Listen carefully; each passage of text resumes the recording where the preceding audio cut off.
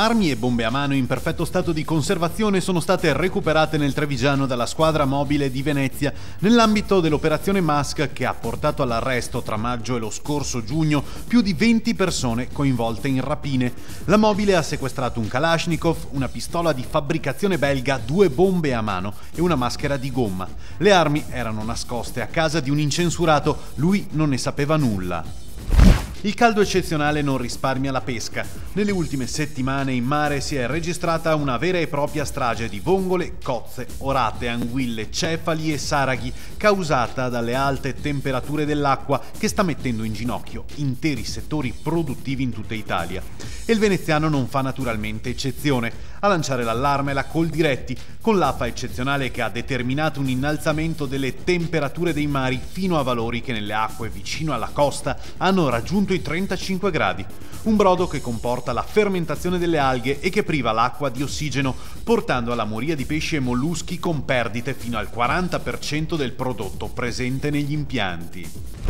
Continuano ad aggirarsi sciacalli e di conseguenza continuano i controlli sulle macerie del tornado da parte di polizie municipali e carabinieri. I controlli sono stati fatti in questi giorni per quasi 24 ore di seguito. La presenza delle forze dell'ordine ha messo in fuga 2 auto di sciacalli. La prima è stata avvistata a Porto Menai dalle polizie locali congiunte che presidiano l'area. I vigili hanno visto una macchina aggirarsi insistentemente lungo via Stradona e via San Bruson. Hanno tentato di avvicinarla, ma i malintenzionati si sono allontanati a tutta velocità. Dalle macerie fortunatamente non era sparito nulla. Stessa scena si è ripetuta a Cazzago di Pianiga. In questo caso a provocare la fuga dei probabili banditi è stata una gazzella dei carabinieri.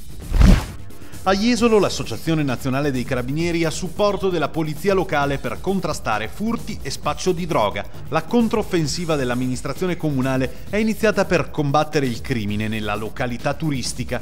Una novità assoluta nella stagione 2015 che vedrà dunque gli ex militari pronti a tornare sulla strada per garantire l'ordine pubblico. I carabinieri in congedo controlleranno principalmente le piazze e via Bafile per poi spostarsi anche sulla spiaggia se sarà necessario. Avranno anche una particolare divisa che li contraddistinguerà dai cittadini.